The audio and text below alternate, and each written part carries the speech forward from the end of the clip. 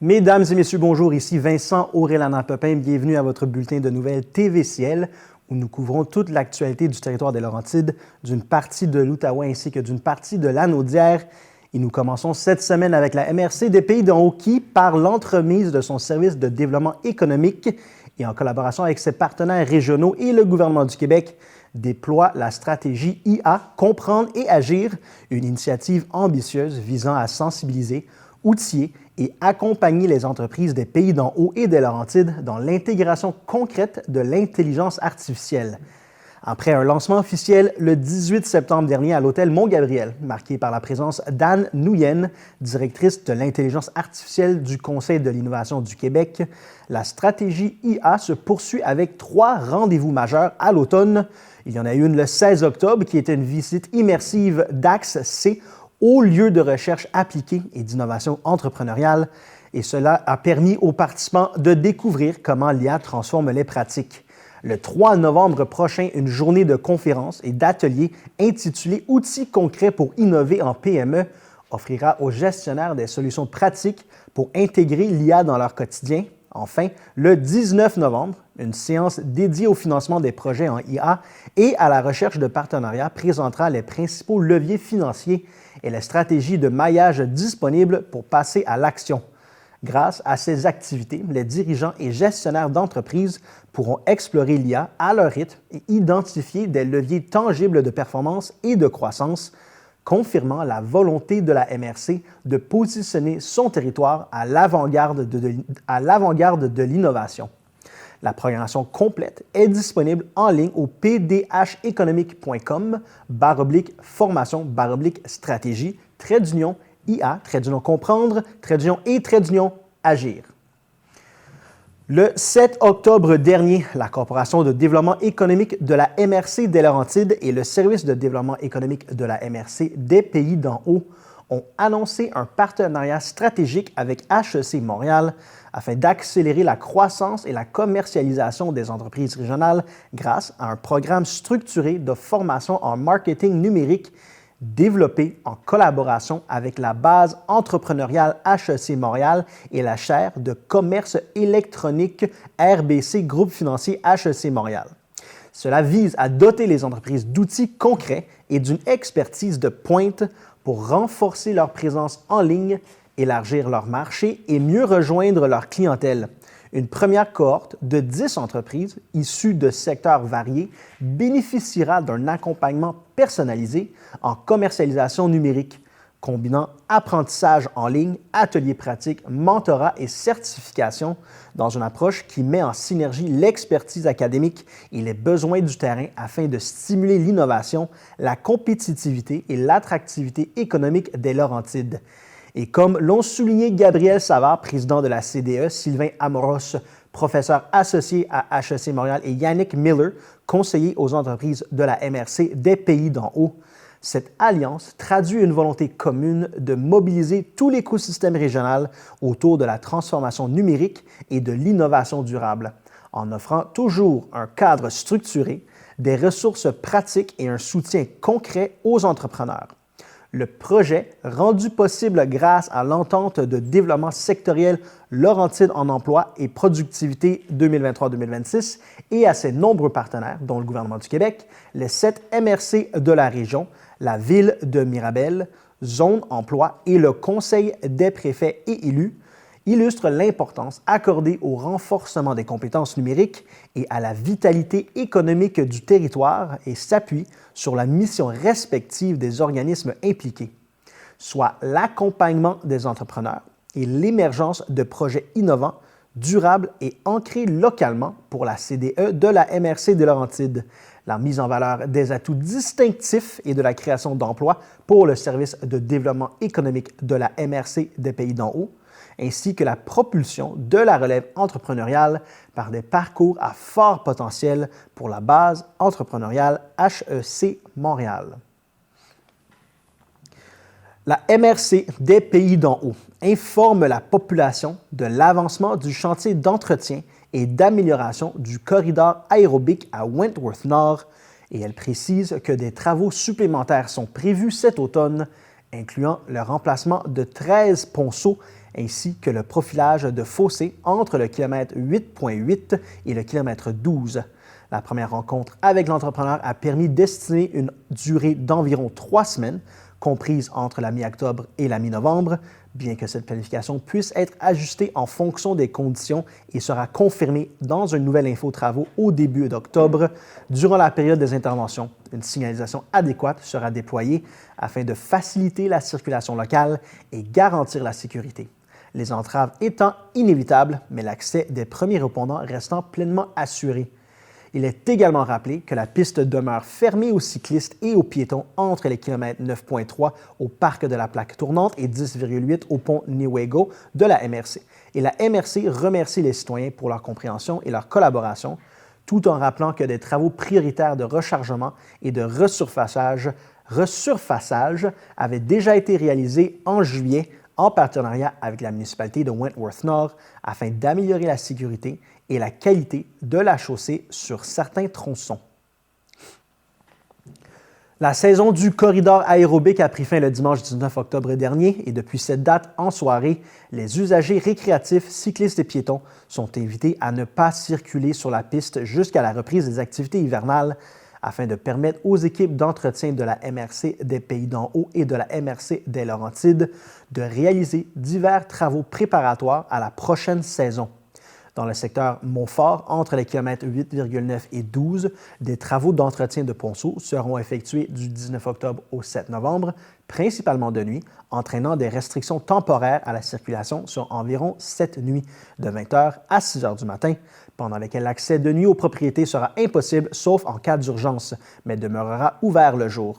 Pour éviter les enjeux de stationnement, les résidents sont invités à utiliser les stationnements situés aux extrémités du corridor, alors que d'autres interventions sur la protection de l'environnement, l'excavation de fossés, le rechargement granulaire et la mise en place de végétaux seront réalisés de jour avec une circulation en alternance lorsque nécessaire.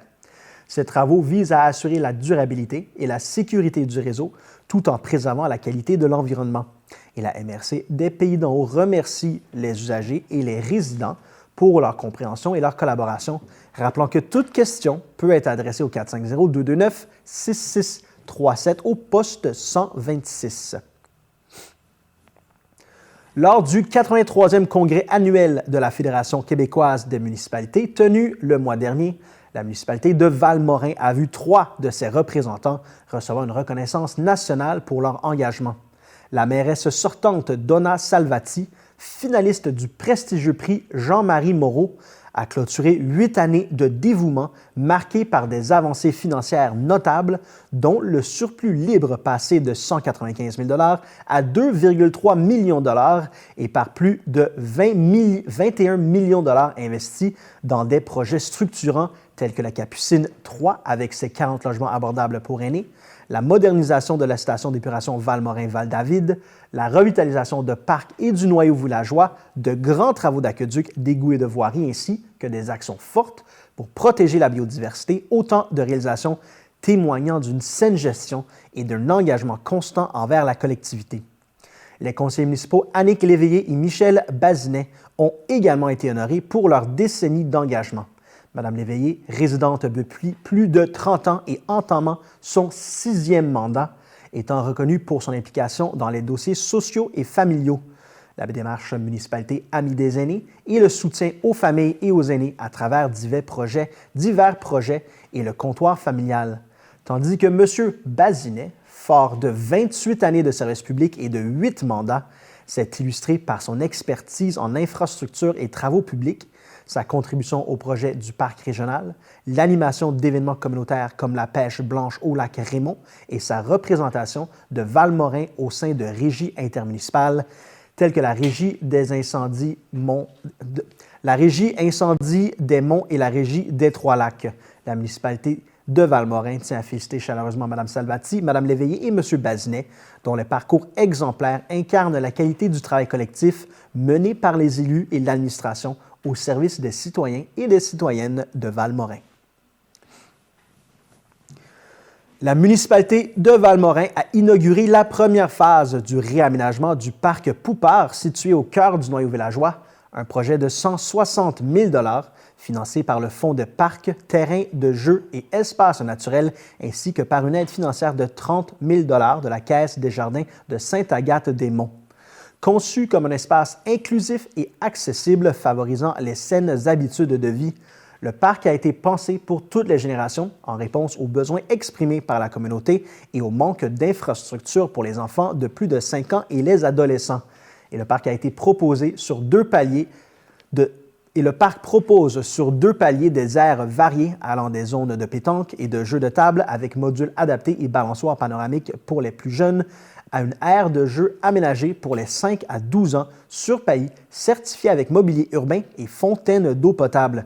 Le tout complété par un aménagement paysager résilient intégrant des essences locales, une gestion naturelle des eaux pluviales et des zones d'ombre visant à réduire les îlots de chaleur pour la mairesse Donna Salvati. Ce projet illustre parfaitement les grandes orientations du plan stratégique 2023-2028 en matière de rétention des jeunes familles et de retraités, en améliorant les infrastructures communautaires et sportives et en créant des lieux de rencontre intergénérationnels. Une première phase appelée à se bonifier au fil des saisons et des années afin de faire du Parc Poupart un véritable cœur battant de Valmorin, symbole de solidarité et de fierté collective.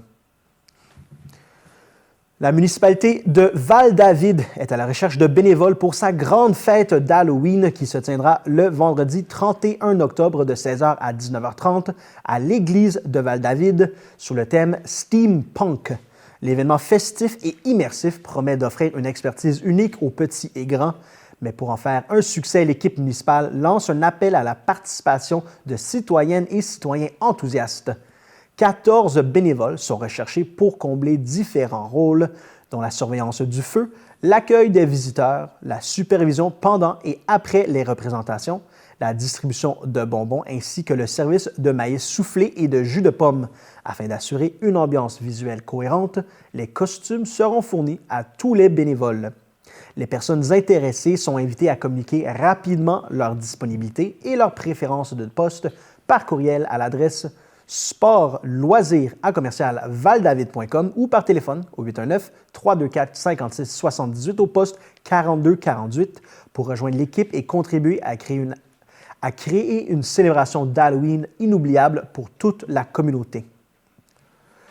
Bonne nouvelle pour la sécurité des usagers des transports actifs. Le ministère des Transports et de la Mobilité durable du Québec a procédé à la reprogrammation des feux de circulation à l'intersection de la route 117 et de la rue de l'Église à Val-David, permettant désormais un arrêt complet des véhicules lors de la traverse des piétons et des cyclistes et assurant ainsi une meilleure protection dans ce secteur très fréquenté du village. Cette avancée fait suite à une demande officielle déposée par la municipalité en juin 2024 pour renforcer la sécurité à cette intersection stratégique. Et bien que le dossier de l'intersection de la 117 et de la rue Morin soit plus complexe en raison de l'absence de traverse marquée, la municipalité poursuit activement sa démarche auprès du ministère des Transports du Québec afin de sécuriser l'ensemble de ce tronçon. La municipalité de Val-David a donné le coup d'envoi lors de la séance du Conseil du 1er octobre dernier à un projet majeur d'aménagement de jeux d'eau inclusifs et durables qui seront installés au parc Léonidas du Frein dès l'été 2026. Conçu pour répondre à une demande citoyenne et pallier l'absence actuelle d'accès à l'eau sur le territoire, ces installations modernes, sécuritaires et accessibles offriront des zones adaptées aux tout-petits, aux enfants plus âgés et aux familles, ainsi qu'un brumisateur intégré. Le tout dans un environnement pensé pour la détente avec plantation d'arbres, bancs et espaces gazonnés entièrement accessibles aux personnes à mobilité réduite et directement reliés au parc linéaire du Petit Train du Nord, fonctionnant en circuit fermé pour réduire la consommation d'eau et financé entièrement par le Fonds de parcs, terrains de jeux et espaces verts pour un investissement total de 688 000 sans impact sur le compte de taxes. Ce projet structurant représente, comme l'a souligné la mairesse Dominique Forget, un lieu gratuit, convivial et rafraîchissant qui viendra enrichir durablement l'offre récréative et le bien-être des citoyennes et citoyens. La municipalité de Val-David est fière d'annoncer l'ajout d'une nouvelle murale à sa collection d'art public intitulée « Rassemblement au coucher du soleil », une œuvre participative dirigée par l'artiste laurentienne Elizabeth Wally et réalisée avec la contribution de la communauté. Dévoilée le mois dernier dans le cadre des Journées de la culture, cette création de 8 pieds par 12 pieds peinte sur bois et enrichie d'une expérience en réalité augmentée accessible via l'application Artivive, illustre un paysage laurentien vibrant et pixelisé, collines, lacs, forêts et couchers du soleil, mêlant art traditionnel, technologie et participation citoyenne. Elle reflète l'identité créative et solidaire de Val-David, comme l'a souligné la mairesse Dominique Forget, et s'inscrit dans une démarche culturelle soutenue par le ministère de la Culture et des Communications du gouvernement du Québec en partenariat avec l'Atelier de l'Île. L'œuvre étant visible sur le mur arrière de l'atelier, face à la piste du Petit Train du Nord, où les visiteurs peuvent vivre l'expérience interactive en scannant le code QR adjacent. La municipalité de Morin Heights convie la population à une série d'activités culturelles et festives pour la saison automnale 2025. Le samedi 25 octobre de 10h30 à 11h30, les tout-petits sont invités à participer à l'heure du conte spécial Les Écolos-Héros présentent l'Halloween, animé par Virginie Minot de l'organisation Nature en cours. Dans une ambiance de fantômes, de sortilèges et de sorcières, les enfants découvriront des histoires captivantes et des leçons tirées du grimoire des Écolos-Héros pour une heure magique et éducative à la bibliothèque municipale. Pour information, écrivez à bibliothèque@morinheights.com ou appelez au 450-226-3232 au poste 124. Le mardi 11 novembre, place à la musique avec le spectacle de Black Omphalosi International, un groupe originaire du Zimbabwe reconnu mondialement pour son harmonieuse fusion de chants a cappella, de percussions et de danse africaine présenté à 20h à l'United Church, au 831 chemin du village, dans le cadre du festival Super Folk Morin Heights. Cet événement offrira une soirée vibrante et rythmée célébrant la richesse des traditions musicales africaines. Les billets sont au coût de 30 $ et sont en vente sur superfolk.ca. Enfin, le samedi 29 octobre de 19h30 à 21h, le Chalet Bellevue accueillera le concert intimiste de Genesis Richo, auteur, compositeur, interprète originaire de Gatineau, évoluant dans l'univers indie folk et Americana. Accompagnée de sa guitare, elle proposera des chansons empreintes de nostalgie et de douceur, évoquant le poids du temps, les souvenirs d'enfance et la complexité des relations humaines. Les réservations sont obligatoires. Écrivez à chaletbellevue@commercialmorinheights.com ou appelez au 450-226-3232 au poste 132. Les billets sont au coût de 5 $ avec la carte citoyenne ou 10 $ pour les non-résidents.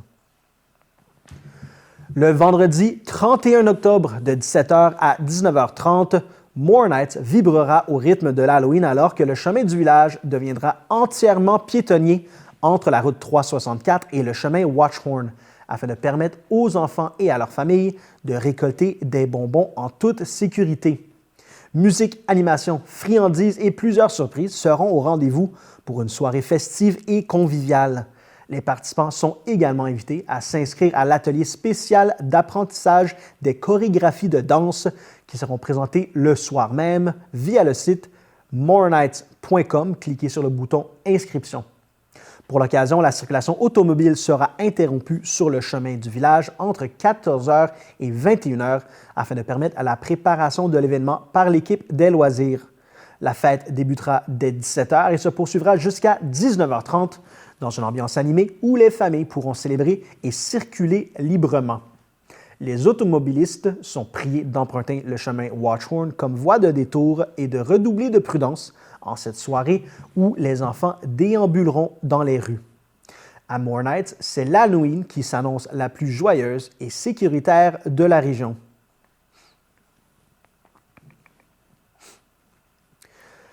La municipalité de Morin Heights est fière d'annoncer qu'elle a obtenu la certification Municipalité éco-consciente décernée par l'organisme Éco-Corridor Laurentien dans le cadre du programme Municipalité éco-connectée.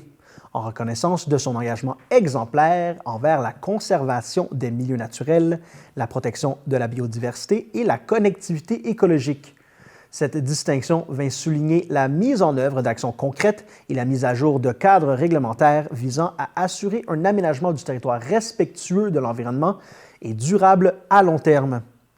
Parmi les réalisations marquantes, on compte la création de la réserve naturelle Sheldon, la reconnaissance officielle de la réserve naturelle Jackson, l'ajout d'une cible ambitieuse de 30 de terrain en conservation au plan d'urbanisme, ainsi que l'organisation d'activités de sensibilisation telles que la plantation d'arbres lors du Jour de la Terre, la campagne du mois de l'eau menée avec l'OBV de la Rivière du Nord et la tenue d'ateliers municipaux dans le cadre du Jour de l'environnement.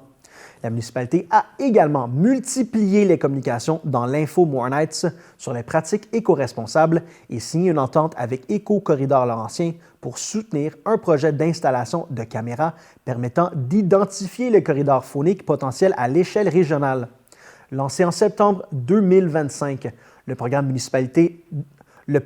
Municipalité éco-connectée repose sur la participation volontaire des municipalités et sur la volonté de renforcer la protection des corridors écologiques et des zones de conservation essentielles à la santé environnementale des Laurentides. Par cette certification, Moore Knights réaffirme son leadership et son engagement à bâtir un avenir en harmonie avec la nature au bénéfice des générations actuelles et futures. Les citoyens souhaitant en savoir plus sur l'initiative peuvent consulter le site Web du programme pour découvrir les actions et projets soutenus à travers toute la région. La municipalité de Moore Knights innove une fois de plus en soutenant l'économie du partage avec le lancement du Partage Club, une application conviviale qui permet d'emprunter et de prêter des objets entre voisins. Pour encourager cette démarche éco-responsable et collaborative, la municipalité offre un abonnement gratuit aux 100 premiers citoyens inscrits. Partage Club favorise une nouvelle manière de consommer, plus simple, solidaire et durable, en donnant accès à une multitude d'objets sans avoir à les acheter. Un appareil à raclette pour une soirée conviviale, des outils pour un projet de rénovation, du matériel pour un voyage ou encore des accessoires pour une fête d'enfants. En plus de réduire la surconsommation et les dépenses collectives, cette initiative municipale contribue à diminuer l'encombrement, à réduire l'empreinte environnementale et à renforcer les liens entre les membres de la communauté, tout en soutenant une économie circulaire locale. Pour activer leur abonnement gratuit, les citoyens n'ont qu'à télécharger l'application sur le App Store ou dans Google Play, créer un compte, entrer leur code postal et le tour est joué. L'abonnement se déclenche automatiquement. Les utilisateurs déjà membres peuvent également bénéficier de l'offre en accédant à la section « Gérer mon abonnement » et en inscrivant le code Moore Knights PC. L'abonnement gratuit est offert selon le principe du premier arrivé, premier servi. En cas de problème technique ou de questions, les usagers peuvent contacter l'équipe Partage Club à support@partage.club ou directement via la messagerie intégrée de l'application. En outre, grâce à la responsabilité Partage Club, tout objet prêté d'une valeur de 25 $ ou plus est couvert jusqu'à 300 $ par an en cas de dommage. Si l'initiative est prioritairement réservée aux résidents de Moore Knights, toute personne peut tout de même adhérer à la plateforme. Après un essai gratuit de 3 semaines, il est possible de poursuivre avec un abonnement à 8 $ par mois ou 60 $ par année, tout en continuant de prêter gratuitement ces objets à la communauté. Avec cette nouvelle initiative, Moore Knights démontre une fois de plus son engagement à promouvoir la solidarité locale, la durabilité et l'innovation sociale en créant un véritable réseau d'entraide et de partage au service de tous. Revenez-nous après la pause.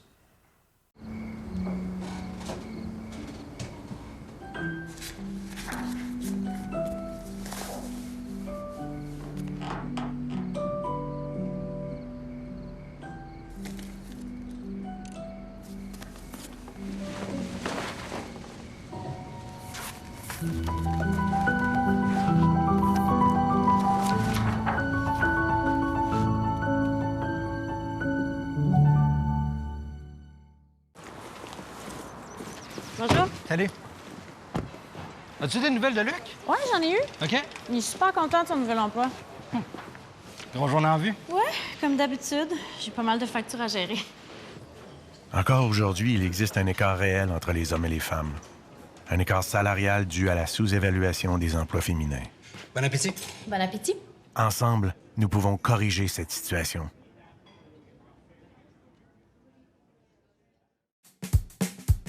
Ne cherchez pas Nicole. Depuis qu'elle est à la retraite, elle prépare des milliers de plats pour les gens dans le besoin. Impressionnant pour quelqu'un qui ne s'est jamais fait un lunch en 35 ans de carrière.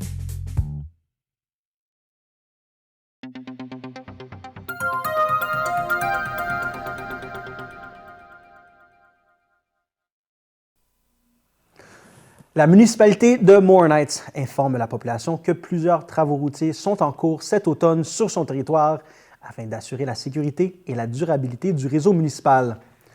Sur la rue de Provence, des travaux de reconstruction complète de la structure de la chaussée sont prévus entre les rues d'Alsace et de Cahors.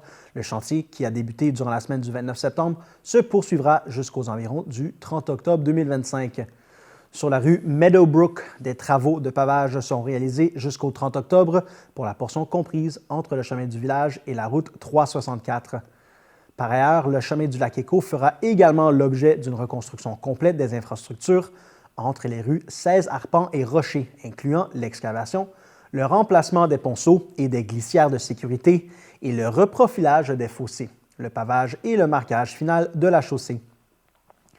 Ces travaux débuteront au cours de la semaine du 13 octobre et devraient se terminer vers le 21 novembre 2025.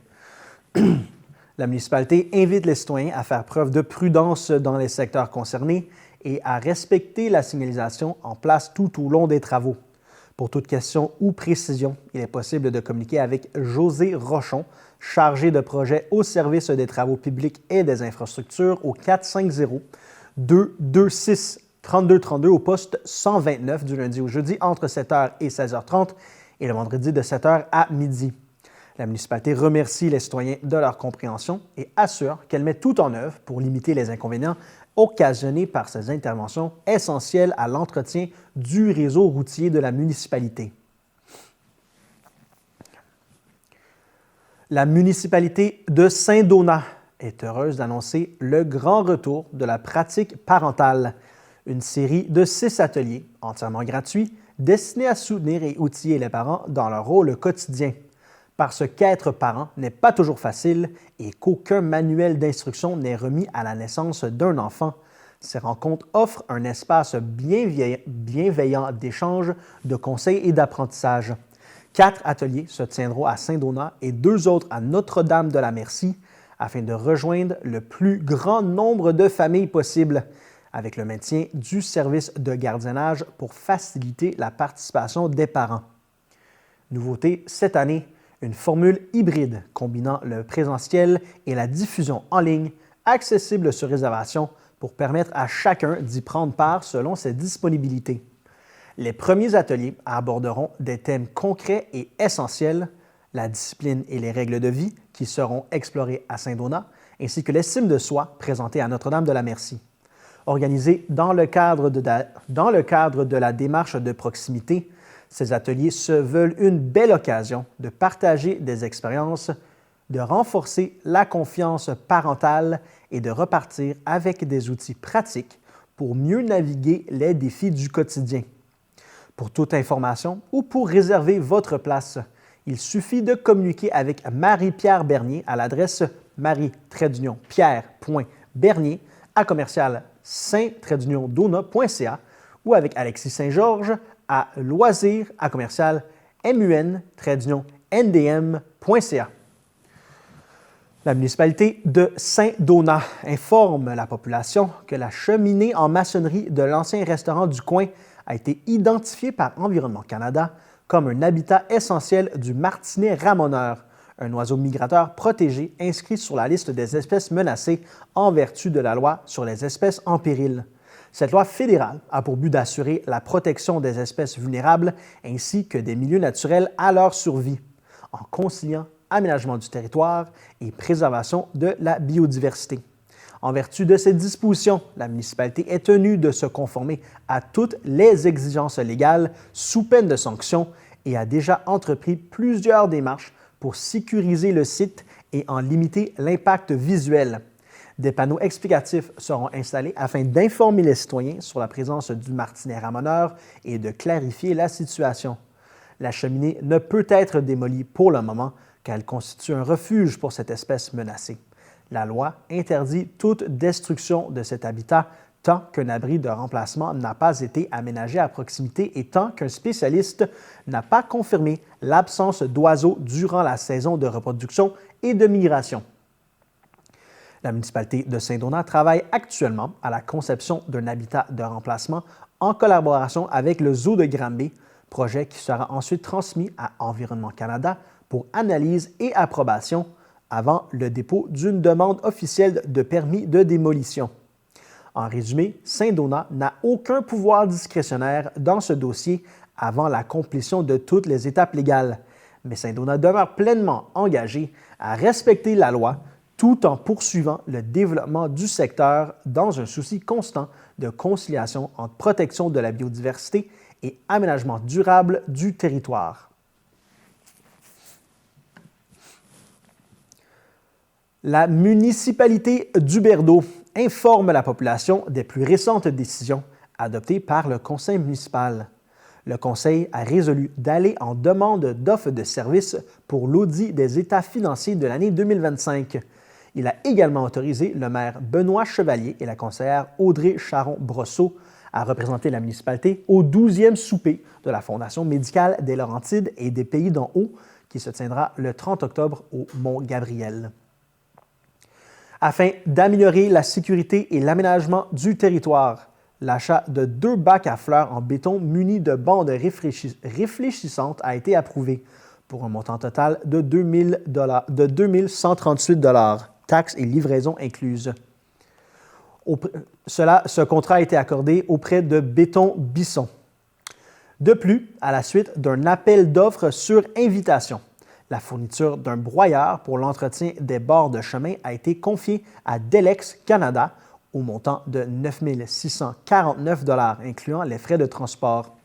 Un avis de motion et le dépôt du projet de règlement numéro 383-25, modifiant le règlement 352-22 sur le stationnement et la circulation, ont été présentés. Ce projet est disponible pour consultation sur le site Web de la municipalité. Par ailleurs, le responsable des travaux publics a été désigné comme officier chargé de l'application des règlements 351-22 et 352-22, notamment pour assurer une signalisation adéquate et, au besoin, faire remiser les véhicules stationnés en contravention. Le Conseil a également autorisé des travaux supplémentaires sur le chemin de la Rouge proposés par l'entrepreneur de chantier pour un montant de 7 272 $, ainsi que des travaux de concassage d'asphalte recyclé réalisés par les entreprises Pirois au coût de 17 500 $ plus taxes. Afin d'appuyer les projets communautaires, le Conseil a autorisé Mme Angélique Bélanger, technicienne en loisirs, à déposer une demande de subvention au programme Nouvel Horizon pour les aînés d'un montant de 25 000 $ pour la rénovation de la cuisine de la salle Louis-Laurier. Le Conseil a aussi adopté le règlement 382-25, modifiant le règlement 318-18, constituant le comité consultatif d'urbanisme afin de mettre à jour les dispositions sur le quorum et nommer M. Guy Pelletier comme nouveau membre. Un budget de 2 000 $ a été accordé pour l'organisation d'activités dans le cadre des Journées de la culture qui se sont déroulées le mois dernier. La municipalité soutient également la lecture jeunesse. Mme Angélique Bélanger, responsable de la bibliothèque Serge Bouchard, est autorisée à déposer une demande de subvention auprès de Desjardins pour un montant de 800 $. Elle présentera aussi 2 demandes d'aide financière à la Fondation Tremblant visant à soutenir les fêtes du village et le camp de jour d'Huberdeau. Enfin, le Conseil a retenu l'offre de pavage Mont-Tremblant au montant de 27 192 $ avant taxe pour la réfection de la rue Fer à Cheval entre les rues Bellevue et Principale. Cette décision s'ajoute aux nombreuses initiatives locales en cours. La municipalité invite les citoyens à découvrir les activités de l'Halloween dans le village, la recherche d'un bénévole pour le traçage des pistes de ski de fond, le retour du club Litou-Lapin à la bibliothèque Serge Bouchard, ainsi que le lancement du tout nouveau site web municipal accessible à l'adresse huberdeau.ca où les résidents peuvent également consulter les changements récents d'adresse courriel des services municipaux. La municipalité d'Amherst a célébré le mois dernier l'inauguration officielle de 2 projets d'envergure, soit le Centre d'interprétation du territoire d'Amherst, appelé CITA ou CITA, et le monument commémoratif Le Gardien du Souvenir, tous deux situés à la nouvelle place Burton-Ledoux. Ces réalisations marquent l'aboutissement de plusieurs années de travail et témoignent d'un engagement profond en faveur du patrimoine, de la mémoire collective et de la réconciliation.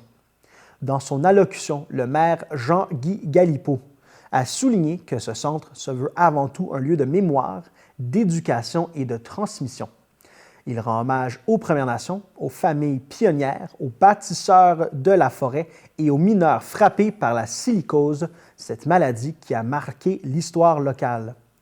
Le CITA propose 4 grands volets: la reconnaissance des savoirs ancestraux des Premières Nations, la colonisation et l'essor des premières communautés, l'exploitation forestière et son rôle dans le développement régional, ainsi que le drame humain de la silicose et ses répercussions sur plusieurs générations de travailleurs. À quelques pas du centre, le maire a également dévoilé Le Gardien du Souvenir, une œuvre signée par les sculpteurs Adrien Bobin et Philippe Palafré. Ce monument rend hommage aux mineurs victimes de la silicose et à leurs familles. Le parc où il est érigé porte désormais le nom de Place Burton-Ledoux, en mémoire du journaliste qui, dès 1948, avait dénoncé publiquement l'injustice vécue par les mineurs de Saint-Rémy d'Amherst. La cérémonie d'inauguration a réuni de nombreux partenaires. Le chef Lionel White Duck, des représentants de la communauté Anishinaabe de Kitigan-Zibi ont salué cette collaboration qualifiée d'inimaginable il y a 40 ans. La députée Chantal Janotte a pour sa part souligné le caractère exemplaire de la mobilisation ayant mené à la concrétisation du projet et elle a tenu à reconnaître le leadership du maire Galipeau. Ces projets ont également bénéficié d'un important soutien financier, notamment de la Caisse des Jardins pour le monument, ainsi que du Fonds d'appui au rayonnement des régions, du Fonds Régions et Ruralité et de Patrimoine Canada pour la création du CITA. Le Centre d'interprétation du territoire d'Amherst est désormais ouvert au public. Les citoyens, les familles et les écoles sont invités à aller découvrir cet espace qui allie mémoire, culture et savoir, tandis que la place Burton-Ledoux et son monument demeurent accessibles en tout temps à ceux et celles qui souhaitent se recueillir ou approfondir leur connaissance de l'histoire locale de la région d'Amherst. La ville de Sainte-Marguerite-du-Lac-Masson a inauguré ses 5 nouveaux terrains de pickleball lors d'un événement festif tenu le mois dernier à la patinoire du parc école Monseigneur Ovide Charlebois. Près de 70 personnes étaient présentes pour découvrir ces installations modernes, rencontrer des passionnés de ce sport en pleine expansion et partager un moment convivial. Des membres de l'Association des joueurs et joueuses de pickleball de Sainte-Marguerite-du-Lac-Masson ont accueilli les participants alors qu'un service de hot-dog et de breuvage était offert sur place. Ce projet, qui s'inscrit dans la volonté de la Ville de promouvoir un mode de vie actif et de créer des environnements inclusifs favorisant la pratique sportive et la rencontre entre citoyens, vient enrichir l'offre récréative locale. Pour obtenir de l'information supplémentaire, vous pouvez joindre le service des loisirs et de la vie communautaire au 450-228-2543 au poste 221 ou encore contacter l'Association des joueurs et joueuses de pickleball à association.psmlm@gmail.com. La Fondation Impact de Montréal et la Ville de Sainte-Agathe-des-Monts ont inauguré le 25 septembre dernier, un nouveau mini-terrain multisport au parc Aurel-Légaré en présence de plusieurs enfants de la région et de joueurs de la première équipe du CF Montréal. Cet espace moderne d'une superficie de 36 mètres par 18 mètres et conçu pour une durabilité optimale offre aux jeunes un lieu de rassemblement sécuritaire et stimulant pour bouger, jouer et créer des liens. Le maire Frédéric Brouet a souligné que cette infrastructure de qualité contribuera au développement social et au bien-être de la communauté, tandis que la présidente de la Fondation, Carmi Saputo, a rappelé l'importance d'encourager la participation des jeunes aux activités sportives. Ce projet, réalisé en partenariat avec la Fondation Impact de Montréal dans le cadre d'une initiative visant à implanter 10 mini-terrains multisports à travers le Québec, illustre la volonté commune de favoriser la pratique d'activités physiques inclusives et accessibles à tous.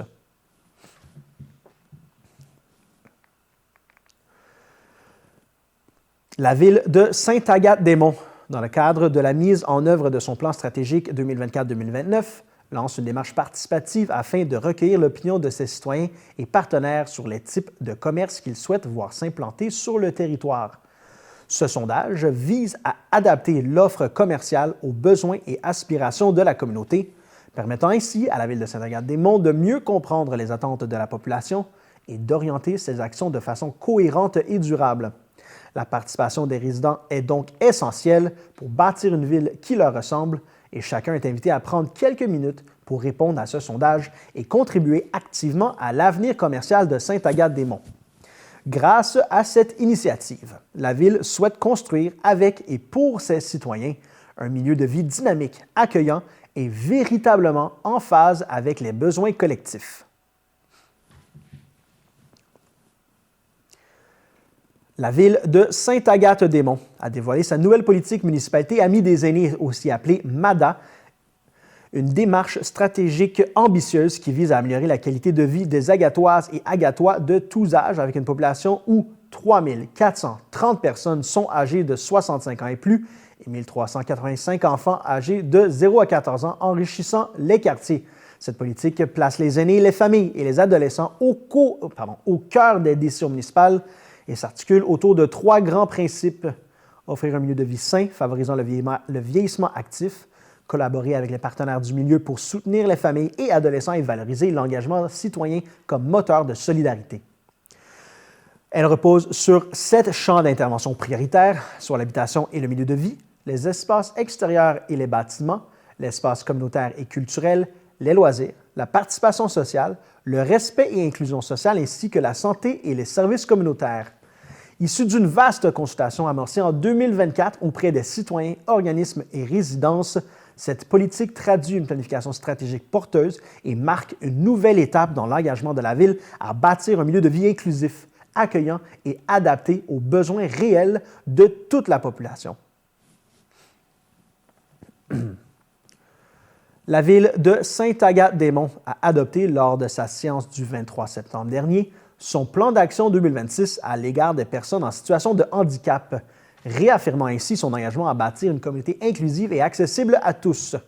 Ce plan, regroupant une série d'initiatives concrètes visant à améliorer l'accessibilité des infrastructures, des services, des communications et des activités municipales pour répondre aux besoins des personnes vivant avec un handicap, qu'il soit physique, visuel, auditif, intellectuel ou sensoriel.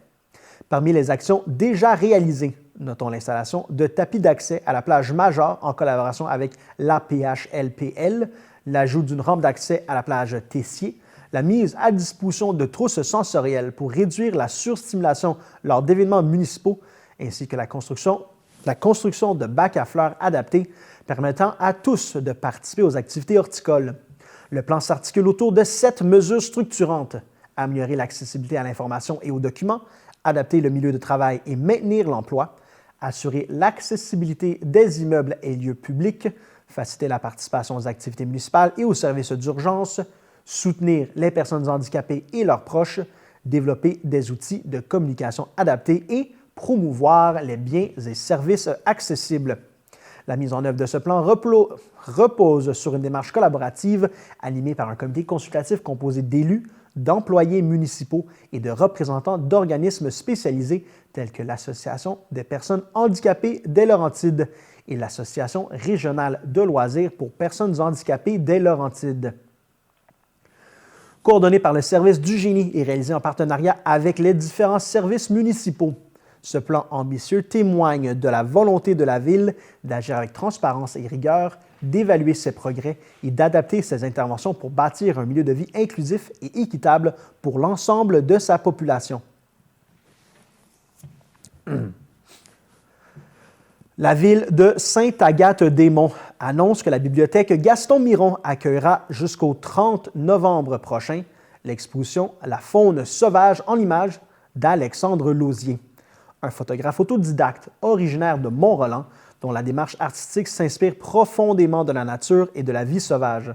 Cette exposition se veut une invitation à réfléchir à l'importance de préserver notre environnement et ses habitants en mettant en lumière à travers une série de photographies empreintes de patience, de discrétion et de respect, la richesse et les émotions du monde vivant. Chaque image incite le spectateur à observer et à ressentir pleinement la beauté et la fragilité de la nature, traduisant ainsi une philosophie où l'humain doit apprendre à cohabiter avec les autres espèces en tant que témoin et non comme acteur dominant. L'artiste, qui se définit comme capteur sauvage, adopte une démarche de vie qui rejoint le bien-être de soi et celui de la nature, cherchant à se faire discret lors de ses explorations nomades pour ne pas laisser de traces et pour traiter chaque rencontre animale avec une attention respectueuse. Ces clichés, même pris dans l'intimité la plus rapprochée, témoignent de cette approche et transmettent une multitude d'émotions, un instant capté à la fois. Un vernissage s'est tenu le 28 septembre dernier dans le cadre des Journées de la culture et a offert au public l'occasion de rencontrer l'artiste et de découvrir une œuvre qui illustre combien la nature sauvage, dans sa diversité, mérite d'être protégée et de célébrer. La présidente d'élection de la ville de Sainte-Agathe-des-Monts informe la population que, conformément à la loi sur les élections et référendums dans les municipalités, une seule candidature a été déposée et acceptée pour chacun des 7 postes à pourvoir au conseil municipal.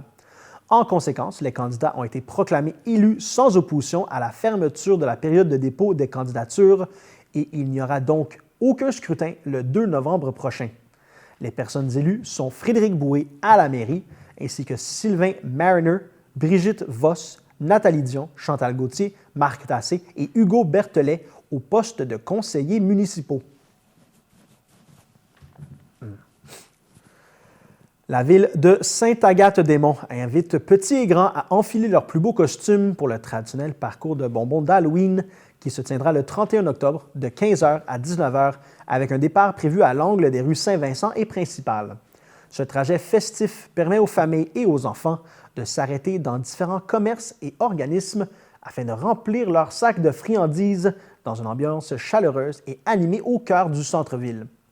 La ville rappelle également que les entreprises et organismes intéressés peuvent encore se joindre à la fête en participant à la distribution de bonbons, renforçant ainsi l'esprit de collaboration et de convivialité qui fait la richesse de cet événement annuel à Sainte-Agathe-des-Monts.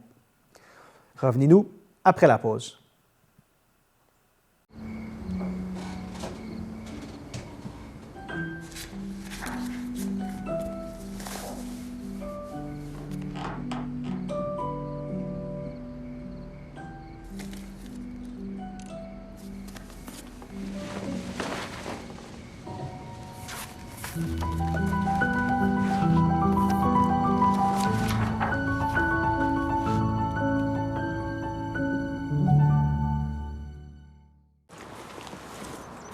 Bonjour. Salut.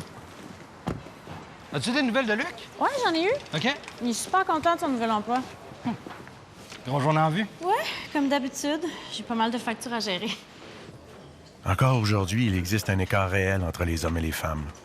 Un écart salarial dû à la sous-évaluation des emplois féminins. Bon appétit. Bon appétit. Ensemble, nous pouvons corriger cette situation.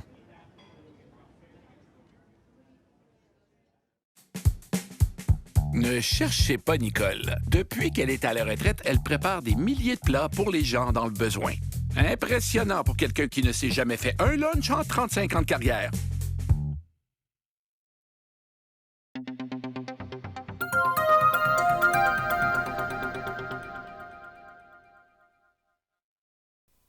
La Ville de Sainte-Adèle rappelle que la loi sur l'aménagement et l'urbanisme constitue le cadre législatif qui encadre la planification et le développement du territoire au Québec, permettant aux municipalités d'assurer un aménagement réfléchi et durable. C'est dans cette perspective que la Ville a entrepris une démarche de planification intégrée avec l'élaboration d'un programme particulier d'urbanisme, également appelé un PPU, pour le secteur du Chanteclair. En l'absence d'un tel cadre, et puisque ce territoire appartient à des propriétaires privés, les projets de développement pourraient se réaliser sans vision globale cohérente. Or, le PPU vise précisément à encadrer ce développement afin qu'il respecte les priorités de la collectivité, les objectifs municipaux et les considérations environnementales. Fruit de plusieurs consultations publiques menées entre 2023 et 2025, le programme particulier d'urbanisme propose un équilibre entre la volonté citoyenne, les orientations municipales et les intérêts des parties prenantes. Les principes retenus portent sur 3 axes majeurs, soit préserver les éléments identifiés par les citoyens, soit les 4 sommets, les corridors écologiques et récréatifs, ainsi que les éléments patrimoniaux, structurer le développement de manière responsable, dont la planification du site en 4 secteurs, l'extension du chemin du Golfe, l'aménagement de sentiers de marche et de vélo, ainsi qu'une nouvelle porte d'entrée au réseau récréatif, et également favoriser la conservation, avec entre 30 et 35 % du site sécurisé en zone protégée. Cette approche permettra de préserver des espaces sensibles, comme les pentes fortes et les milieux humides, tout en encadrant la mise en valeur du territoire. La Ville tient aussi à préciser certains éléments afin de dissiper des inquiétudes et rectifier des informations erronées. Concernant la circulation, des études complètes ont été réalisées et d'autres suivront en fonction du développement, afin de s'assurer que le réseau routier et les structures de mobilité active soient pleinement adaptés. Si des correctifs sont nécessaires, ils seront intégrés dans les ententes de développement. Pour le réseau d'aqueducs et d'égouts, la Ville rappelle que des efforts importants sont en cours depuis près de 10 ans pour limiter l'acheminement de l'eau de pluie vers le réseau sanitaire. Parmi les initiatives, le projet des pentes 40-80, qui permettra de réduire de 500 000 mètres cubes par année la charge à l'usine de traitement, des campagnes de débranchement de gouttières ainsi que l'installation de compteurs d'eau dans les immeubles institutionnels, commerciaux et industriels pour encourager une consommation responsable. Toute approbation de projet de développement doit par ailleurs faire l'objet d'une analyse stricte de la capacité du réseau et de l'usine à répondre à la demande. Enfin, la Ville rappelle que le droit de passage sur les sentiers du Chanteclair a toujours été précaire et dépendait du bon vouloir du propriétaire. Si une entente renouvelable signée en 2020 avait permis de maintenir l'accès, celle-ci n'a pas été renouvelée en 2025. Le programme particulier d'urbanisme a donc été conçu pour pérenniser et sécuriser les sentiers du secteur qui représentent un lieu emblématique du patrimoine identitaire et culturel de Sainte-Adèle et qui font partie de son histoire collective. Les citoyens et partenaires qui souhaitent contribuer à cette démarche sont invités à transmettre leurs commentaires et suggestions à l'adresse ppu@vdsa.ca. Cette contribution citoyenne demeure essentielle afin de bâtir un projet structurant, cohérent et respectueux des aspirations de la communauté adéloise. La Ville de Saint-Sauveur, en collaboration avec la SORAC, annonce la mise en place d'un nouveau service destiné aux commerces et institutions de son territoire, leur permettant de déposer facilement leur appareil réfrigérant en fin de vie directement à l'écocentre municipal. Cette initiative s'inscrit dans une volonté claire de favoriser une gestion environnementale responsable des équipements désuets en réduisant leur enfouissement et en limitant les émissions de gaz à effet de serre qui en découlent. Grâce à ce service, les établissements disposent désormais d'une solution simple, pratique et durable pour se départir de leurs appareils tout en contribuant activement à la protection de l'environnement. Les appareils peuvent être apportés à l'écocentre de Saint-Sauveur, situé au 2125 chemin Jean-Adam, durant les heures d'ouverture habituelles.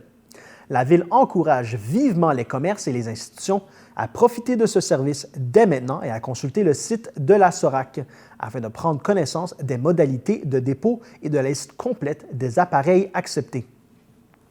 Le printemps dernier, la Bibliothèque de Saint-Sauveur a inauguré avec succès sa bibliothèque de semences, permettant à de nombreux citoyens et citoyennes de choisir des semences à planter dans leur jardin.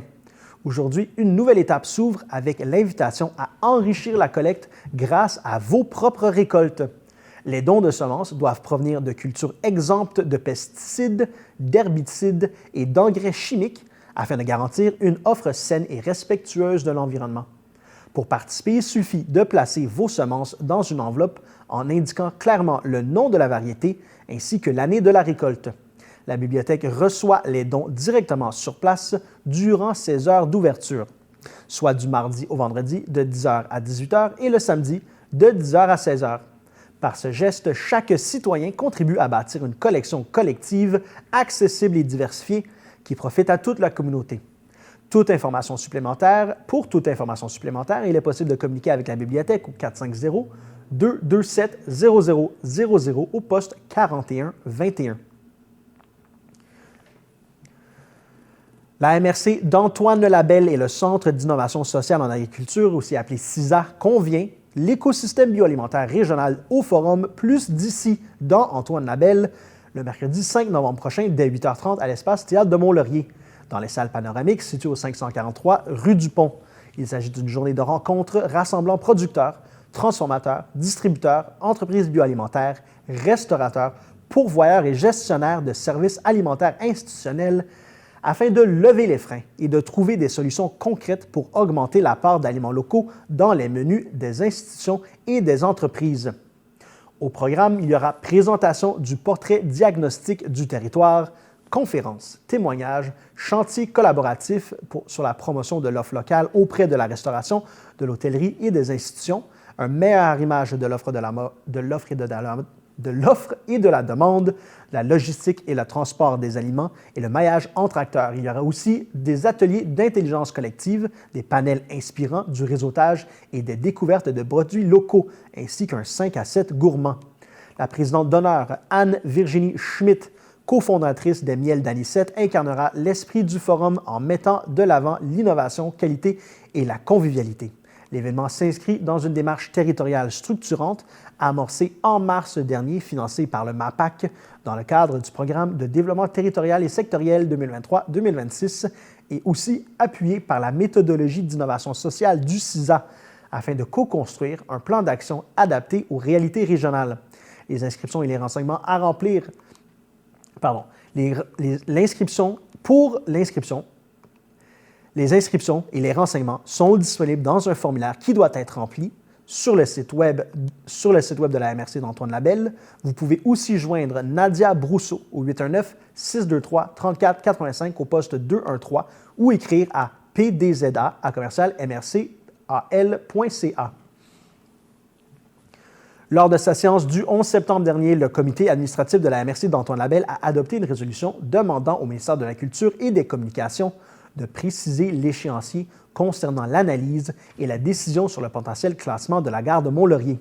Cette démarche, déposée en vertu de la loi sur le patrimoine culturel, vise à démontrer la volonté de la MRC de faire progresser ce dossier emblématique et de souligner la mobilisation du milieu. Fermée d'urgence en 2022 par le ministère des Transports et de la Mobilité durable, pour des raisons de sécurité, la gare fait depuis l'objet de nombreuses actions de la MRC. Création d'un comité sur l'avenir du bâtiment, financement d'une étude patrimoniale et tenue d'une consultation publique afin d'impliquer la population dans la réflexion sur sa vocation future. La gare de Mont-Laurier est un lieu hautement symbolique et porteur pour la communauté. La MRC d'Antoine Labelle veut être en mesure de planifier les prochaines étapes de façon responsable et transparente. Pour ce faire, il est essentiel que le ministère de la Culture et des Communications communique rapidement son échéancier quant à la demande de classement. C'est ce qu'a déclaré le maire de Mont-Laurier et le préfet Daniel Bourdon. Par cette résolution, la MRC souhaite obtenir la prévisibilité nécessaire pour planifier ses interventions futures en cohérence avec les attentes de la population et des partenaires régionaux. Voilà, c'était tout cette semaine pour votre bulletin de nouvelles TVCL. Je vous remercie d'avoir été à l'écoute. À la semaine prochaine.